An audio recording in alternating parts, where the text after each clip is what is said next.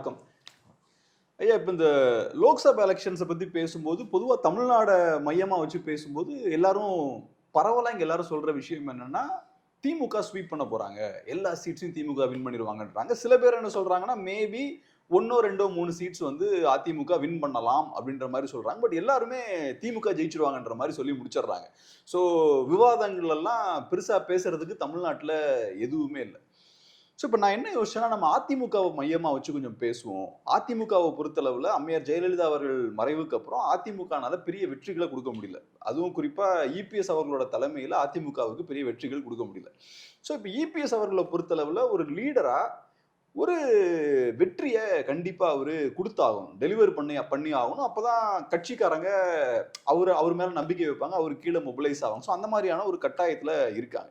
So இந்த எலெக்ஷனை பொறுத்தளவு, இந்த லோக்சபா எலெக்ஷனை பொறுத்தளவுல நீங்க எப்படி பாக்குறீங்க? அதிமுக குறைந்த அளவு இவ்வளவு பெர்சன்டேஜாவது வாங்கணும், குறைந்த அளவுக்கு இவ்வளவு சீட்ஸாவது ஜெயிக்கணும், அப்பதான் அது இபிஎஸ் ஓட கரங்களை பலப்படுத்தும். இல்லைன்னா அவரோட லீடர்ஷிப்பே கேள்விக்குறி ஆக்கிரும் அப்படின்ற ஒரு இடம் இருக்கு இல்லையா? அதை எப்படி பாக்குறீங்க நீங்க? இப்போ அதிமுக அப்படின்றது வந்துட்டு ஒரு இன்டாக்டாக இருந்துச்சு அப்படின்னோம்னா நீங்கள் லீடர்ஷிப் கொஸ்டினை எடுக்கலாம். அதிமுக பிளவுண்ட ஒரு கட்சி, சிதறடிக்கப்பட்ட கட்சின்னு சொல்ல போனால், என்னுடைய மொழியும் சிதறடிக்கப்பட்ட ஒரு கட்சி. அந்த கட்சியினுடைய தொண்டர்களே இந்த தேர்தலில் அந்த கட்சிக்காக முழு மனதுடன் வேலை செய்யாத நிலையத்தான் களத்தில் கண்ட உண்மை. இது யார் வேணாலும் மறுக்கலாம், முடிஞ்சால் மறுக்கலாம். ஒரு திமுக கூட்டணி எந்த அளவுக்கு அந்த டேபிள் வேலை செஞ்சுது, ஒரு அதிமுக கூட்டணி டேபிள் எப்படி வேலை செஞ்சுது அப்படின்றது எல்லாருக்குமே தெரியும். இதுதான் உண்மை. அப்போ அந்த சிதறண்ட நிலையில இருக்கக்கூடிய ஒரு கட்சியினுடைய தோல்வியை எப்படி ஒரு தலைமைக்கு சொல்ல முடியும்? ஆனா எண்ட் ஆஃப் தி டே கட்சி தோத்துதுன்னா தலைவர் தான் எல்லாம் ப்ளேம் பண்ணுவாங்க. இல்ல, அது வந்துட்டு என்ன அப்படின்னோம்னா, இது வந்துட்டு ஒரு நியதி மாதிரி. அது இப்போ ஒரு புள்ள வந்துட்டு தப்பா போயிட்டோம்னா, என்ன புள்ளைய வளர்த்துருக்குற அப்படின்னு ஏதோ அப்பா போயிட்டு போடா குடி சீட்டாடி அப்படின்னு அவர் சொன்ன மாதிரி அப்படி கிடையாது. இதே ஜெயலலிதா தோத்துருக்குறாங்களே, எத்தனை முறை தோத்துருக்குறாங்க நீங்க பாருங்க. ஜெயலலிதாவே தோத்துருக்குறாங்கல்ல. அப்போ நான் என்ன சொல்ல வரேன்னா, இது இப்படிதான் ஒரு கட்சியை வந்துட்டு ஒரு பொதுக்குழு செயற்குழு கூட்டி சின்னத்தை பெற்று கட்சியை காப்பாற்றி பாஜக உடைச்ச பாஜக கிட்ட அடிமைப்படுத்தாமல் காப்பாற்றி தனித்த ஒரு அடையாளமாக நின்று இவ்வளவு தூரம் காப்பாற்றி கொண்டு வந்த ஒரு லீடர்ஷிப் குவாலிட்டி எடப்பாடி பழனிசாமி கிட்ட இருக்கு. அவர் என்ன பண்ணலை நம்மளுக்கு தெரியும். நம்மள பத்திரிகையாளர்கள் பார்த்தோம். 70 சீட்டில் நாங்கள் போட்டியிடுவோம்னு சொன்னார் அண்ணாமலை. எப்போ? 2021 எலெக்ஷனில் 70 சீட்டில் பாஜக போட்டியிடும், மற்றது தான் மற்றவங்க 150 அவங்க, நாங்கள் மிச்சம் அப்படின்ற மாதிரி தான் அவர் சொன்னார். அவர் கொடுத்தாரா? இவர் வெறும் 20 சீட்டை மட்டும் கொடுத்து கண்ட்ரோல் பண்ணார். 4 சீட் அதனால் போச்சு, உள்ளே போனாங்க இவங்க. இப்போ இந்த மக்களவை தேர்தலில் எங்கள் தலைமையில் தான் கூட்டணினாங்க, அதை பிரேக் பண்ணிவிட்டு அவர் வெளியில் வந்தார். இதற்கான கிரவுண்டை வந்துட்டு அவர் ஏற்கனவே அவருடைய கட்சிக்காரங்கிட்ட ஏற்படுத்தி பாஜகவோட நம்ம அடுத்த தேர்தலை சந்திக்க போறதில்லை அப்படின்றத அவர் தெளிவுபடுத்திட்டார். அதான் செங்கோட்டையன் பேசுறது. உங்களோட நாங்கள் நின்னோம்னா தொகுதிக்கு 40 to 50,000 சிறுபான்மையினர் ஓட்டை நாங்கள் இழக்கிறோம். எனவே நீங்கள் எங்களுக்கு ஒரு சுமை, நாங்கள் உங்களை வச்சுக்கிட்டு தேர்தலை சந்திக்க முடியாதுன்னு அவங்கள வச்சு பேசுகிறார். இன்னொரு பக்கம் பொன்னையனை விட்டு பேச வைக்கிறார். உங்களை பற்றி எனக்கு தெரியாதா, கூட இருக்கிறவங்களே நீங்கள் கழுத்து இருக்கிறவங்க அப்படின்றது தான் மராட்டியத்திலேருந்து கிடைச்ச உதாரணம் அப்படின்னு சொல்லிட்டு வெளிப்படையாக பேசுகிறார். இது எதுவும் எடப்பாடி பழனிசாமி பேசல. இன்னொரு பக்கம் ஜெயக்குமார் விட்டு திட்டுறாரு, இன்னொரு பக்கம் ஆர்வி உதயகுமாரை வச்சு சாடுறாரு. இப்படி எல்லாம் நடந்து கிடந்து முடிச்சுட்டு அண்ணாமலை என்னுடைய இது நடைப்பயணம் அப்படின்னு வரும்போது உதயகுமார் நீ போயிட்டு பேருக்கு நின்றுட்டு வந்துங்கன்னாரு. அவ்வளோதான். கூட கீட இவர் போகிற இடத்துலலாம் வந்துட்டு இவர் வரவேற்பு. எந்த இடத்துலையுமே அதிமுக இது பண்ணாத, நாங்கள் உங்களோட நிற்க தயார், அடிமைப்பட தயாராக இல்லை அப்படின்னு அந்த கட்சியை காப்பாற்றிய பெருமை இந்த எடப்பாடி பழனிசாமிக்கு உண்டு. அது அவருடைய ஆளுமை. நான் செல்வாக்கு உள்ள தலைவர் அவர் கிடையாது, செல்வாக்கு இல்லை. ஜெயலலிதாவுக்கு பிறகு செல்வாக்கு பெற்றவர்கள் அப்படின்னு அந்த கட்சியில் யாருமே கிடையாது. ஆனால் ஒரு எலெக்ஷன் ஜெயிச்சா அந்த செல்வாக்கு வரும்னு நினைக்கிறீங்களா? இல்லை, அதனால வராது. ஜெயிக்கிறதுனால இல்லை, ஜெயிச்சுட்டா அவர் கன்சாலிடேட் ஆயிடுவார்ன்றது நீங்க சொல்லக்கூடிய அதுதான் உண்மை. அந்த செல்வாக்கு அதையும் தாண்டின விஷயம். அதையும் தாண்டின விஷயம். இப்போ செல்வி ஜெயலலிதா ஆடு கொடுத்தாங்க, அம்மா ஆடு கொடுத்தாங்க, மாடு கொடுத்தாங்க, கோழி கொடுத்தாங்க, சைக்கிள் கொடுத்தாங்க, லேப்டாப் கொடுத்தாங்க, செருப்பு கொடுத்தாங்க. இதுதாங்க நின்றுச்சு. அந்த ஓட்டு பேங்க் அப்படியே ஷிஃப்ட் ஆகி ஸ்டாலின் கிட்ட போச்சு. அண்ணா 1000 ரூபா கொடுத்தாரு, அண்ணா 1000 ரூபா கொடுத்துட்ருக்குறாரு, போக்குவரத்து ஃப்ரீயாக கொடுக்குறாரு, காத்தால சாப்பாடு ஃப்ரீயாக கொடுக்குறாரு, இப்படின்னு போகுது இல்லைங்களா? இதுதான் இந்த ஓட்டு பேங்கருடைய ஷிஃப்டை இது அதிமுக மீட்கணும். அது எப்படி மீட்க போகுது? அது எப்போ வரும்னா, இப்போ இருக்கக்கூடிய திமுக ஆட்சியின் மீதான அதிருப்தி பெருகும் போது அது அதிமுகவுக்கு சாதகமாக வரும். அதிமுக தான் சாதகமாக போகும், வேற யாரும் முடியும். ரெண்டாவது விஷயம், இந்த தேர்தலில் வந்துட்டு அஇஅதிமுகவும் நாம் தமிழர் கட்சியும் குறிவைக்கப்பட்டதுன்றதை நீங்கள் உணரணும். இந்த தேர்தல் வந்துட்டுங்கன்னா ஒரு எலக்டோரல் ப்ராசஸ் இங்கே வந்துட்டு ஒரு ரொம்ப முக்கியமான ஒரு ஆஸ்பெக்ட். இது மக்கள் வந்தாங்க, ஓட்டு போட்டாங்க, இவர் ஓட்டு போடல, இவர் தோத்துட்டாரு அப்படின்றது கிடையாதுங்க. உடற ஓட்டு என்ன ஆகுது, அதுதான் இங்கே இவிஎம் தொடர்பான விஷயம். ஏன் அண்ணாமலை வந்துட்டு எல்லாரும் வந்துட்டு தாமரையில் நின்றுங்கன்னு சொன்னார். அவர் ஒரு கூட்டணி, அவங்களுடைய கட்சி தலைமையில் நான் 20 சீட் அனுப்பேன். இப்போ 23 சீட்டு ப்ளஸ் ஒரு 3 தலைவர், 26 சீட்டில் வந்துட்டு தாமரை சின்னத்தில் நிற்கிறாங்க. ஏன் அதை வற்புறுத்தினார்? வற்புறுத்தி ஏற்றுக்கொள்ளாத ஓபிஎஸ்ஐயும் டிடிவி தினகரனையும் சுத்தமாக பொலிட்டிக்கலாக காயடிச்சு ஓரங்கட்டி, நீ அவருக்கு ஒரு இடம் இவருக்கு 2 இடம், அவ்வளோதான் முடிஞ்சு போச்சு. 39 தொகுதிகளில் போட்டியிட்டு 2019 22 லட்சம் வாக்குகளை பெற்ற தினகரன் இந்த தேர்தலில் வெறும் 2 சீட்டில் போட்டியிடுறாரு. 1 லட்சத்துக்கு மேலே அவர் 5-6 சீட்டில் வந்துட்டு தென் மாவட்டங்களில் அவருடைய கட்சி நின்றுச்சு, வாக்கு வாங்குச்சு. ஒரு இடத்துல கூட அவரை விடலை. இது எப்படி பார்க்குறீங்க? இது வந்துட்டு அழிக்கிறது. எங்களுக்கு ஒத்து வரலையா, நான் உன்னை அழிச்சிருவேன். யார? டிடிவி தினகரன்? ஆமா, எல்லாருமே ஒண்ணுமே கிடையாது. இப்போ டிடிவி தினகரன் கையில வந்துட்டு அதிமுக போகும்னு இவர் வந்து சொன்னார். எப்படி போகும்? டிடிவி தினகரன் என்ன இருக்குது? ஒன்று தேனி, இன்னொன்று திருச்சி, 2 தொகுதியில் மட்டும் நீங்க நிறுத்திருக்கிறீங்க. இதுல எப்படி அவர்கிட்ட போகும்? மற்ற இடத்துல அமமுக என்ன பண்ண, பிஜேபிக்காக உழைச்சானா? ஏதாவது இண்டிகேஷன் இருக்குது அதுக்கு? இவர்கிட்ட கையில் ஒரு பராப்படம், அவருடைய புள்ள நின்று ஜெயிச்சு தேனி சிட்டிங் எம்பி, ஏன் அவருக்கு இடம் கொடுக்கல? அப்போ ஒருத்தனுக்கு எதிராக ஒருத்தர் மோத விடுறாரு பாருங்க. அவங்க ஒன்றா சேர்ந்து நிற்கிற ஆட்கள் பொலிட்டிக்கலி அவங்களத பறிச்சு இவங்களுக்கு கொடுத்து இவ்வளவும் பண்ணுறது யாரு? பிஜேபி. ஸோ பிஜேபியினுடைய குறி என்னன்னா, தாமரை சின்னத்தில் நிற்க வச்சு இந்த 3வது 4வது நிற்கக்கூடிய அஇஅதிமுக நாம் தமிழர் ஓட்டுக்களை எடுத்து அதன் மூலமாக தன்னை பலப்படுத்தி கொண்டு நான் தான் தமிழ்நாட்டில் 2வது பெரிய கட்சின்னு சொல்லணும். அதான் முந்த நாள் அண்ணாமலை பேசுகிற பேச்சுலேயும் அதே தான் அவர் சொல்லியிருக்கார். பர்சன்டேஜ் தான் எங்களுக்கு முக்கியம், நாங்கள் வெற்றி கிடையாது, வெற்றி பெற முடியாது, பர்சன்டேஜ் தான் முக்கியம். அதில் பைஃபார் அவங்க அடிச்சுட்டாங்க. நான் இந்த விடயத்தை இவங்களை எல்லாம் அலர்ட் பண்ணி நான் சொன்னேன். இன்னும் சொல்கிறேன், எனக்கு ஜனநாயகம் முக்கியம். யாராக இருந்தாலும் மக்களுடைய தீர்ப்பாக இருக்கட்டும், அவ்வளோதான். அது அதிமுக வரலாம், திமுக வரலாம், நாம் தமிழர் வரலாம், எது வேணாலும் வரலாம். அதை எப்படி நீங்கள் குறுக்கையில் பூந்து அடிப்பீங்க? எடுத்த உடனே அவங்க மேலே ஒரு ரைடு, அடுத்தபடி அவங்களுடைய சின்னம் பறிப்பு, அவங்கள அல்லாட விடுறது. இப்போ நாளைக்கு நாம் தமிழர் கட்சி ஏற்கனவே 7% 8% ஓட்டு வாங்கிருக்குது. நாளைக்கு வந்துட்டு நாம் தமிழர் கட்சி வெறும் 9% அப்படின்னோம்னா அவ்வளோதான் வளர்ச்சின்னு நீங்கள் கப்ரியல் கூட பேசுவீங்க. அவ்வளோதான் நாம் தமிழர் அப்படிதான் பேசுவீங்க. நான் என்ன சொல்ல வரேன், நாம் தமிழர் கட்சி set to increase it's share 14%. அதையும் அடிச்சிடறான். அந்த சின்னத்தை அடிக்கிறதன் மூலமா அந்த சின்னத்தினால தான் இவங்களுக்கு ஓட்டு போச்சு அப்படின்ற மாதிரி ஒரு நரேட்டிவை செட் பண்ணிட்டு அதை எழுதிடுவான். தினமலர் காலங்கத்தாலே சீமான் கட்சி செல்வாக்கை இழந்தது. அப்போ இதே மாதிரி எடப்பாடி பழனிசாமி, இப்போ நான் இது ஒரு உதாரணத்தோட நான் சொல்றேன். முடிஞ்சா தேர்தல் ஆணையம் மறுக்கட்டும், இல்ல ஐடி நிபுணர்களோட நீங்க போயிட்டு பேசுங்க. ஒரு பூத்துல 800 ஓட்டு, 70% போலாக போகுது. 8 56 560 ஓட்டு போலாகுது. திமுக 200 ஓட்டு வாங்கிட்டான். அதிமுக அப்படின்ற ஒரு கட்சி வந்துட்டு பெட்டி 130 to 160 ஓட்டு இன்னைக்கு இருக்கிற சொல்ல வாங்கிடுவான். பாஜக 50 ஓட்டு விடும் ஒரு பூத்துக்கு சொல்ல வரேன். நாம் தமிழருக்கு ஒரு 80 ஓட்டு விடும். இவ்வளோதான். மற்றதெல்லாம் சுயேட்சை அப்படி 20 30. இதில் வந்துட்டு இந்த நாம் தமிழர்ல இருந்துட்டு 50% ஓட்டு எடுங்க. இவன் அதாவது 80ல் 40 ஓட்டு, 60 ஓட்டு பெற்ற பிஜேபி இப்போ 100 ஓட்டு ஆயிடுச்சா?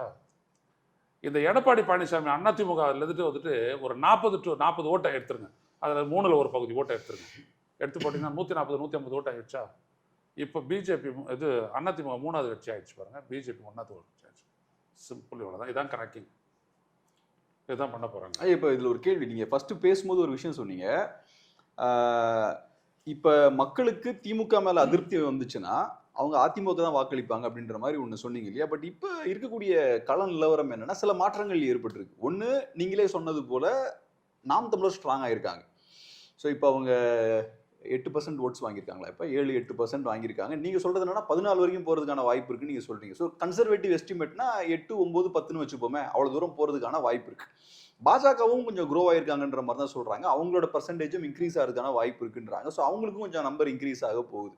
ஒரு 5 to 10% வச்சுப்போமே பாஜகவுக்கு, அதுக்கு மேலே கொடுக்கலாமா? இல்லை, இப்போ பாஜக நான் கேள்வி முடிச்சுக்கிறேன். பட் ஏன்னா ஒரு 5 to 10 கொடுக்கலாமா, இன்னும் கொஞ்சம் மேலே கொடுக்கலாமா? ஒரு 5 to 10 வச்சுக்கலாம் பாஜக. நான் அது எப்படி வருதுன்னு நான் சொல்ல வரேன். ஓகே சரி. இடத்துக்கு இடம் மாறுது. சரி ஓகே ஓகே சரி. அப்புறம் மைனாரிட்டி ஓட்ஸ் பார்த்தோம்னா மைனாரிட்டி இப்ப அலைன்ஸ் அதிமுகவுக்கும் பாஜகவுக்கும் அலைன்ஸ் பிரேக் ஆனாலும் மைனாரிட்டி ஓட்ஸ் இப்ப அதிமுகவுக்கு வராது. ஏன்னா திமுக நல்லா ஸ்ட்ராங்கா இந்தியா அலைன்ஸ் கூட்டணியோட இருக்காங்க. ஸோ மக்கள் வந்து மைனாரிட்டிஸை பொறுத்தளவு அவங்க தான் நம்புவாங்க. All India focus. ஆமா. ஸோ அந்த ஒரு சிக்கலும் இருக்கு. ஸோ இப்ப அதிமுகவோட ஓட்ஸ் பார்த்தோம்னா பெரிய லெவல்ல பிரியுது. நாம் தமிழருக்கு 3% ஓட்டு இருக்கும்போது அதிமுகவுக்கு பிரச்சனை இல்ல. பட் இப்ப நீங்க சொல்றது என்னன்னா 10% ஓட்டு வருதுன்னா அது அதிமுக ஓட்ஸும் பிரியும். பாஜக நிறைய பெர்சன்டேஜ் வாங்கும்போது அதுவும் அதிமுக ஓட்ஸை பிரிக்கும். மைனாரிட்டி ஓட்ஸும் பிரியுது. ஸோ இப்போ அதிமுக ஷேரே கம்மியாயிட்டு இருக்கு. இல்ல அதிமுகவினுடைய ஓட்டு பேங்க் வந்துட்டு என்ன அப்படின்னம்னா கட்சிக்காரன் ஓட்டு தான் இன்னைக்கு, மக்கள் ஓட்டு கிடையாது. அந்த கட்சிக்காரன் ஓட்டு தான் 25 to 30% ஓட்டு. கட்சிக்காரன் ஓட்டு எவ்வளவு ஆமா, இருக்குன்றீங்களா? கட்சிக்காரன் ஓட்டு தான் அது. அவங்களுடைய வலிமையான கட்சிங்க. இன்னும் சொல்ல போனா உள்ளபடியே பார்த்தீங்கன்னா ஒரு பலம் வாய்ந்த கட்சி தான் அதிமுக. நம்பர் 1 அப்படின்னு சொல்லலாம். லேசான ஒரு மாற்றம் தான் திமுக அதிமுக. இல்ல விஜய் வேற வர போறாரு. இல்லை விஜயெல்லாம் அப்புறம் வந்துட்டதுக்கு பிறகு பார்க்கலாம். இருக்கிற இடத்துல இருந்து நான் சொல்ல வரேன். ரெண்டாவது விஷயம் என்னன்னா அதிமுகவினுடைய ஓட்டு ஷேர் அப்படின்றது இந்த பெண்களினுடைய ஓட்டு வந்துட்டு திமுகவுக்கு போயிடுச்சு ஒழிய திமுக கூட்டணிக்கு போயிடுச்சு ஒழிய மற்றபடி எதுவும் ஆகாது. ஸோ திமுகவினுடைய வெற்றி அப்படின்றது உறுதிப்படுத்தப்பட்ட நிலை இவ்வளவுதான்.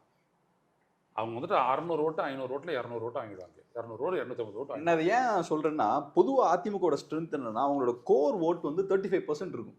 அவங்க வந்து நல்லா மினிமம் 35% ஸ்ட்ராங்கா கையில வச்சிருப்பாங்க. இல்லை அவ்வளோ இல்லை. இந்த எலெக்ஷன்ல தான் கம்மியாயிருக்கு. இந்த லாஸ்ட் எலெக்ஷன்ல 25 ஆயிருச்சு. பட் ட்ரெடிஷனலா உடஞ்சதுனால திமுக ஓட்ஸ் தான் கம்மியா இருக்கும். திமுக 20-25 தான் இருக்கும். ஆனா அதிமுகவை பொறுத்தளவுல 35 சாலிடா கையில வச்சிருப்பாங்க. அவங்க தோக்கும் போது அவங்க எவ்வளவு ஓட்டு வாங்குறாங்களோ அதான் அவங்களுடைய பாட்டம் லிமிட். இப்போ திமுக தோக்குது, தோக்கும் போது அவங்க எவ்வளவு ஓட்டு வாங்கியிருக்கிறாங்க அதான் அவங்களுடைய பாட்டம். அது கீழே போகாதுன்னு அர்த்தம். தமிழ்நாட்டை பொறுத்த வரைக்கும் அங்கெல்லாம் வேற வேற ஃபினாமினன். ஒரு இடத்துக்கு ஒரு ஒன்று மாறும். அப்படி இங்கே என்ன அப்படின்னீங்கன்னா பிஜேபியினுடைய கெயின் எங்கே இருந்து அப்படின்னோம்னா இது வரைக்கும் அஇஅதிமுகவுக்கு போட்டுட்டு இருந்த பிராமின்ஸு மேல் ஜாதி, இப்போ அந்த வெளிநாட்டிலேருந்து இங்கே வந்து தங்கியிருக்கக்கூடிய மார்வாடி குஜராத்தி இவங்களுடைய ஓட்டு அந்த நகர மையங்களில் பிஜேபிக்கு போயிடுச்சு. So they will lose. மற்ற இடங்கள்லாம் நீங்கள் பார்த்தீங்கன்னா இந்த ஃபினாமினன் கிடையாது. மைனாரிட்டி 10% போச்சு. மைனாரிட்டி 10% அது இவங்க எப்போ இழந்துட்டாங்க, பிஜேபியோட இருக்கும்போது இழந்துட்டாங்க. So that is out of question. அப்போ பிஜேபியினுடைய ஸ்ட்ரென்த் அப்படின்றது என்னென்னா இப்போ தமிழ்நாட்டில் வந்து சென்னை, சேலம் இந்த மாதிரி இடங்கள்லாம் வந்துட்டு அவங்க நிறைய ஓட்டுகளை கெயின் போட்டாங்க. அவ்வளோதான். மற்றபடி அவங்க பாட்டாளி மக்கள் கட்சி பிளாக்ல போனாங்க அப்படின்னோம்னா பாட்டாளி மக்கள் கட்சி ஓட்டு பிஜேபிக்கு விடாது. அதுதான் தமிழ்நாட்டினுடைய உளவியல், அரசியல் உளவியல். ஸோ அதுதான் அவங்களுக்கு ஒரு பெரிய டிஃபெக்ட்டு. அவங்களுக்கு ஸ்டம்பிளிங் பிளாக் அகேன்ஸ்ட் தான், அவங்களுடைய வளர்ச்சிக்கு எதிரானது. நாம் தமிழர் கட்சி என்னன்னா எவன் மாற்ற விரும்புகிறான்னா அவனுக்கு ஒரே ஆப்ஷன் நாம் தமிழர் தான். போயிட்டு அங்கே ஓட வேண்டியது தான், அங்கே தான் போடுவாங்க. அது இளைஞர் நாளுக்கு நாள் இன்க்ரீஸ். இப்போ விஜய் ரசிகர்கள் இங்கே வராங்க இல்லையா, இவன் ஓட்டு போட முனைப்பாக போய் இவன் தட்டின இடம் அங்கே வந்துட்டு நாம் பாமக தலைப்பை கட்டிட்டு வந்துட்டு முன்னாடி இருக்கிறவனை தட்டி இது நடந்ததை நான் சொல்ல வரேன். தட்டி அப்படின்னா யாருக்கு போடுறது, நான் நாம் தமிழர் தான் எப்பவும் போடுறேன் அப்படின்னு. நான் அங்கே தான் போட போகிறேன், அங்கே போடு. ஏதோ பாமக உள்ளே இருக்கக்கூடிய ஒரு நிலை என்ன காரணம்னு கேட்டிங்கன்னா நான் அதான் அடிக்கடி நான் சொல்லுவேன், ஒரு தலைவனால் ஒரு கட்சியினுடைய உளவியலையே மாற்ற முடியாது. அதிமுக கட்சிக்காரன் போடாத வீட்டில் தங்கிடுவானே ஒழிய அவன் உதயசூரியனுக்கு போட மாட்டான். உதயசூரியனுக்காரன் நம்ம கட்சிக்கு இந்த தடவை இல்லை அப்படின்னா அவன் வீட்டில் தங்கிடுவானே ஒழிய அதிமுக போயிட்டு ஓட்டு போட மாட்டான். இதெல்லாம் தமிழ்நாட்டில் எஸ்டாப்ளிஷ்டு பொலிட்டிக்கல் சைக்காலஜி முடிச்சு போச்சு. இப்போ இந்த இடத்துல பாஜகவை யார் ஓட்டு போடுவாங்க அப்படின்னா இந்தியா முழுவதுமே இந்த ஆட்சியினாலேயும் இந்த அரசினாலேயும் தங்களுக்கு பெனிஃபிட் வரணும் எதிர்பார்த்து வாழாத அந்த கூட்டம் தான் அவங்களுக்கு ஓட்டு போடும். இப்போ நீங்க எதிர்பார்த்து இந்த அரசனால நம்மளுக்கு என்ன பலன் கிடைச்சதுன்றவங்க எல்லாருமே பாஜகவால ஏமாற்றப்பட்டவர்கள் தான். ஐயா நீங்க பேசும்போது நல்ல பாயிண்ட் சொன்னீங்க. அதிமுகவை பொறுத்தளவுல இப்போ அவங்க பாட்டமை டச் பண்ணிருக்காங்க. 25% அவங்களோட பாட்டம். அதை வச்சு நம்ம அவங்களோட பலத்தை கனெக்ட் பண்ண முடியாதுன்றதான் அவங்களோட வாதம். ஸோ இப்போ நம்ம அடுத்து அனலைஸ் பண்ண போற விஷயம் என்னன்னா அப்போ அவங்களோட பீக் எவ்வளோ இருக்கும், அவங்க உச்சமா எவ்வளவு எடுக்க முடியும் அப்படின்ற ஒரு கேள்வி இருக்கு. ஸோ அது பார்க்கும்போது பெருசா ஏறுமா அப்படின்ற ஒரு சந்தேகம் இருக்கு. ஏன்னா ஏற்கனவே பார்த்தது போல நாம் தமிழர் ஸ்ட்ராங்கா இருக்காங்க, பிஜேபி ஸ்ட்ராங்கா இருக்காங்க, மைனாரிட்டி ஓட்ஸ் கைவிட்டு போயிருச்சு, விஜய் உள்ள வரப்போறாரு, இப்படி ஏகப்பட்ட சிக்கல் இருக்கு. இதெல்லாம் கடந்து அதிமுகனால எவ்வளவு தூரத்துக்கு நம்பரை இன்க்ரீஸ் பண்ண முடியும்? இது திமுகவுக்கு மாற்று அப்படின்னு மக்கள் நம்புற வரைக்கும் அந்த கட்சி உயிரோடு இருக்கும், அந்த கட்சி வளரும். திமுகவுக்கு மாற்றா இருக்கக்கூடிய பலத்தை அதிமுக இழந்துருச்சுன்னு நினைச்சிட்டாங்கன்னா ஒரு புதிய கட்சிக்கு போயிடுவாங்க, விஜய் கூட போவாங்க. ஒன்றுமே சொல்ல முடியாது.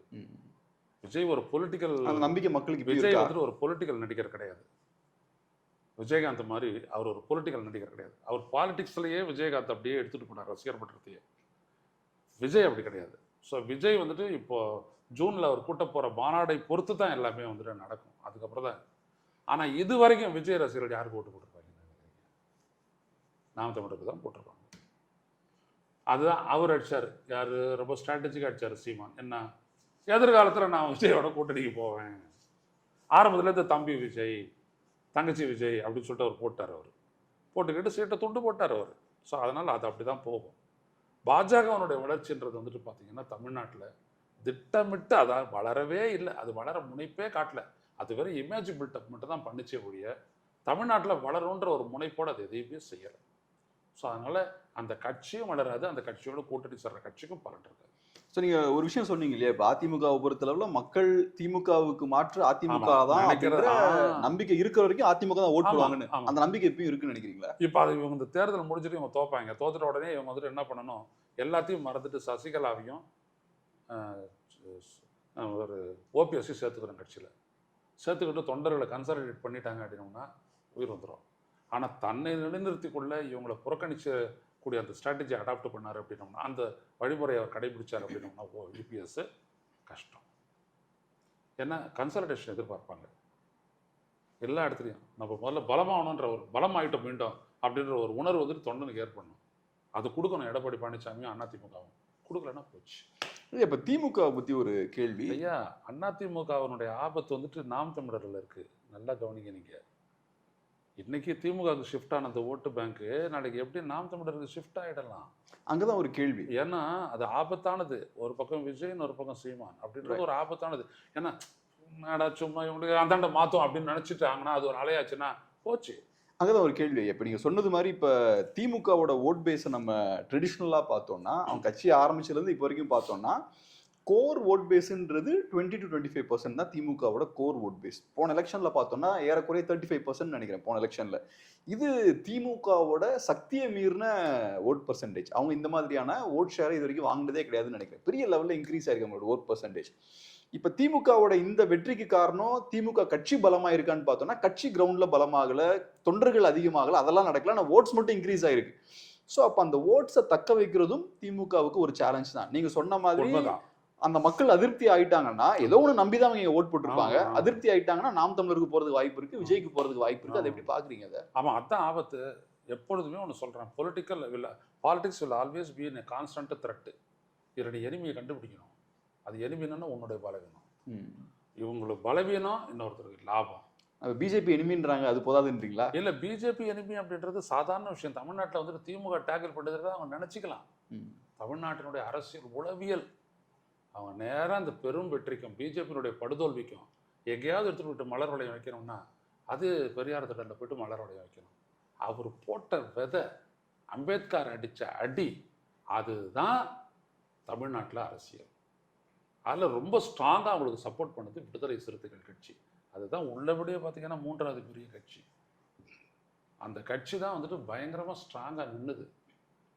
ஏன்னா ஒரு சோஷியல் பொசிஷனை கொண்டு வந்த அந்த இடத்துல வந்துட்டு பார்த்தீங்கன்னா ஒரு முக்கிய பார்ட்டை ப்ளே பண்ணுது விடுதலை சிறுத்தைகள் கட்சி. ஒரே நேரத்தில் சாதி இந்துவும் திமுகவுக்கு போடுறான், இவனும் திமுகவுக்கு போடுறான், மைனாரிட்டியும் திமுகவுக்கு போடுறான். இதனால தான் இவங்க 50 கிராஸ் பண்ணுறாங்க. நல்லா கவனிங்க. OBC, SC plus minorities.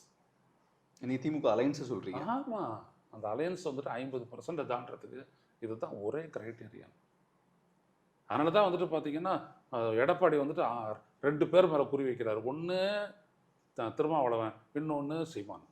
சீமான் வர முடியாது, ஆனால் திருமாவளவன் வந்துடலாம். பாமக கூட சொல்லலாம். பாமகலாம் ஒன்றும் முடியாது.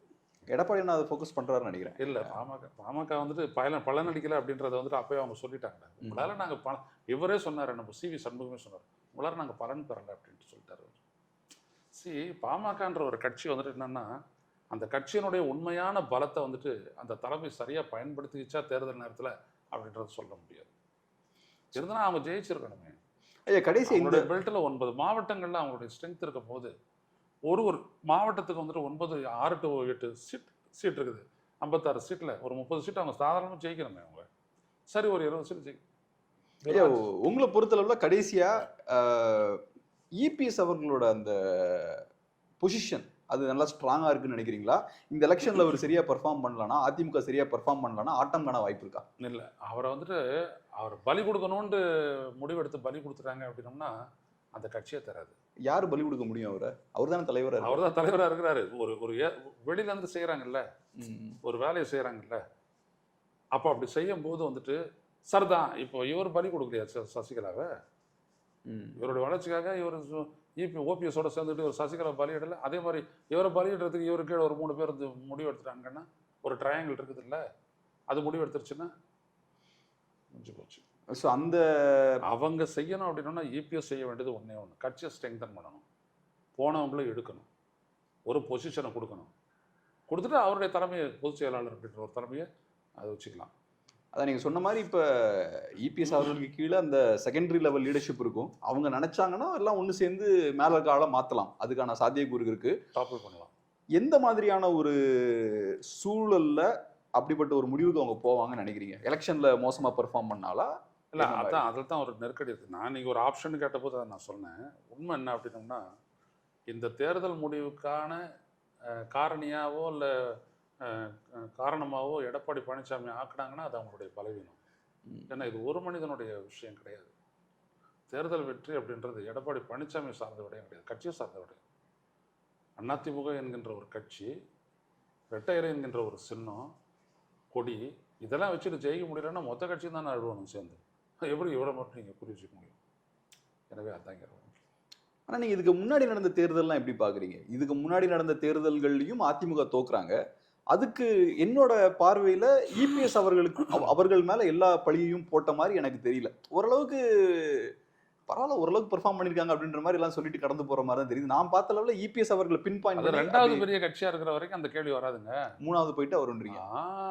இப்போ உதாரணத்துக்கு தமிழிசை 2வது இடத்துக்கு வந்துட்டு ஜெயக்குமாரோடைய பையன் 3வதா வந்துட்டானா இங்கே, ஆபத்து இல்லை அது. அப்போ அவங்க என்ன நினைப்பாங்க? நாம் எந்த இடத்துல விட்டோன்றதை பாருங்கள் அப்படின்வாங்க. அவங்களாம் இந்த இவிஎம் பற்றியெல்லாம் யோசிக்கவே மாட்டாங்க. ஆனால் நான் உங்களுக்கு செய்தியை சொன்னேன், உங்களுக்கு இப்படி தான் குறி வைக்கப்படுதுன்ட்டு சொன்னேன். அதுக்கான ஒரு வழிமுறையும் சொன்னேன். ஐயோ, ரொம்ப நன்றி. உங்கள் பிஸியான டைமில் அருமையான ஒரு பேட்டி கொடுத்தது ரொம்ப நன்றி.